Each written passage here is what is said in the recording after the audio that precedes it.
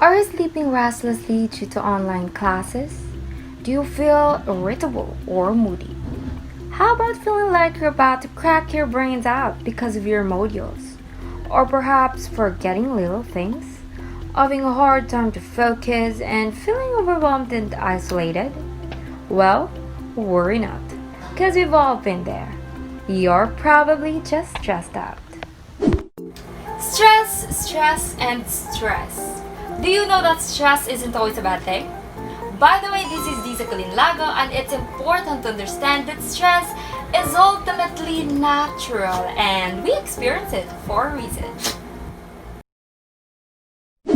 Chronic stress, like being overworked or having arguments, can actually affect our brain size, its structure, and how our brains function, right down to the level of our genes.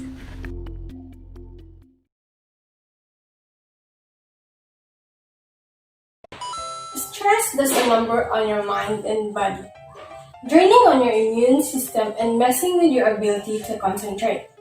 This is Laika, by the way. Have you ever asked yourself what's going on in our brains when we are stressed out? Well, here's how. Stress begins with something called the hypothalamus pituitary adrenal axis, a series of interactions between endocrine glands in the brain and on the kidney, which controls our body's reaction to stress. When our brains detect a stressful situation, our HPA axis is instantly activated and releases a hormone called cortisol, which primes our body for instant action. But high levels of cortisol over long periods of time wreak havoc on our brains. For example, chronic stress increases the activity level and the number of neural connections in the amygdala, our brain's fear center.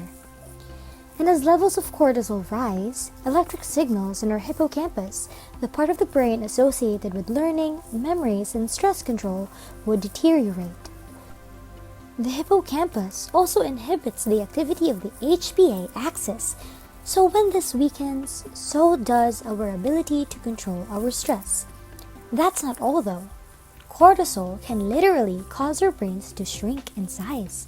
Too much of it results in the loss of synaptic connections between neurons and the shrinking of our prefrontal cortex, the part of our brain that regulates behavior like concentration, decision making, judgment, and social interactions. It also leads to fewer new brain cells being made in the hippocampus. This means chronic stress might make it harder for us to learn and remember things, and also set the stage for more serious mental problems such as depression and eventually Alzheimer's disease. The effects of stress may filter right down to our brain's DNA. It's not all bad news though. There are many ways to reverse what cortisol does to our stressed brain. The most powerful weapon are exercise and meditation, which involves breathing deeply and being aware and focused in our surroundings. Both of these activities decrease your stress and increase the size of the hippocampus, thereby improving memory.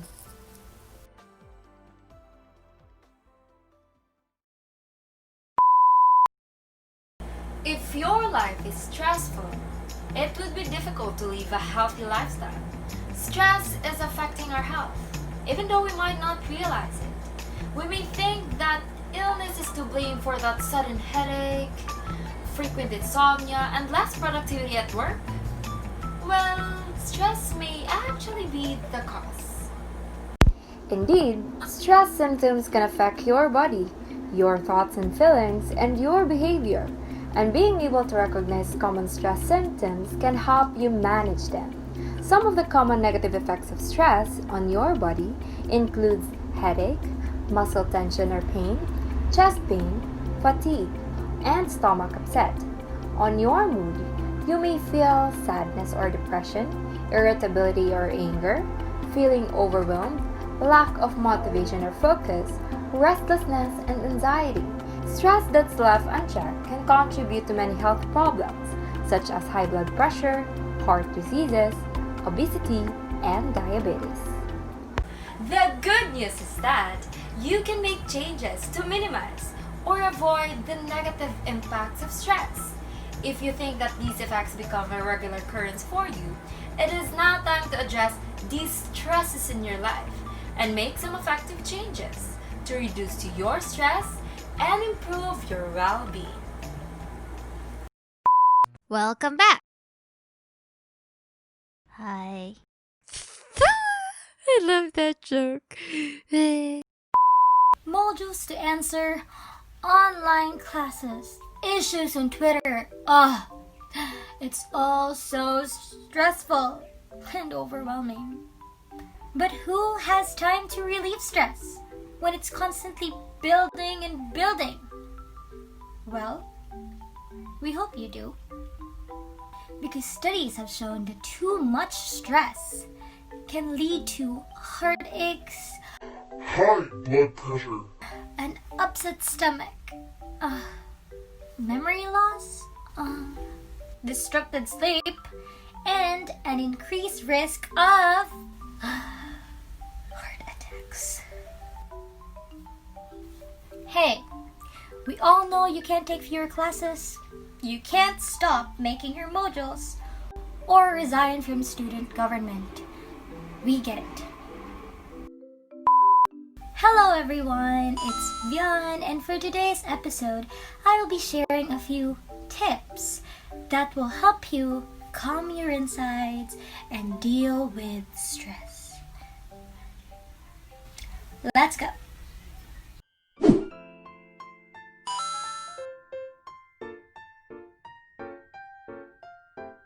Since we are all in lockdown, what more better to do than to recuperate?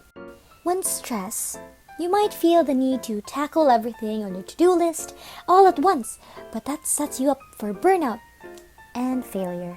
Instead, find a simple routine task to complete at home, like doing the dishes or cleaning.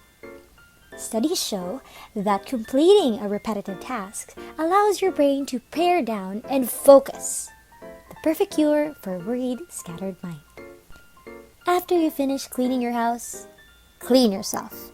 Yes, you heard that right. Clean yourself, because a warm bath or hot shower will boost your mood. Studies have shown that the sensation of warm water triggers responses in the body and brain similar to those triggered by emotional warmth. So, think of your next bath like a soothing liquid hug. If you find stress keeping you up all night, try progressive muscle relaxation just before bed. That is a fancy way to describe clenching every muscle in your body for a few seconds and then letting go. Lie on your back and start with your forehead, continuing through your tummy, down to your thighs, and finally to your little toes. Repeat as needed until every muscle is completely relaxed. Then sleep like a baby. Number 2, get out for good vibes. Woo! And when we say get out, we don't mean it literally. We all know we're in quarantine, people. Follow social distancing. Downward doggy paddle your way through stress. The spiritual mantras used in yoga and meditation help focus the mind and stave off feelings of anxiety. Yoga not for you? It's okay. You can exercise inside your house. Do some cardio. Exercise lessens anxiety and helps maintain feelings of calm even in the face of distressing events. Or you can go call a friend. Get in a good laugh, because laughter injects a surge of endorphins into the body, which creates feelings of happiness and euphoria, which is why you like them so much. 3, treat yourself to something yummy.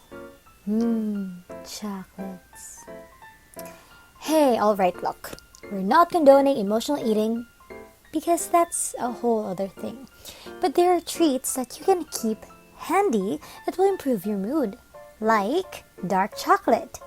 Certain chemicals in chocolate help relax the blood vessels, which reduce blood pressure.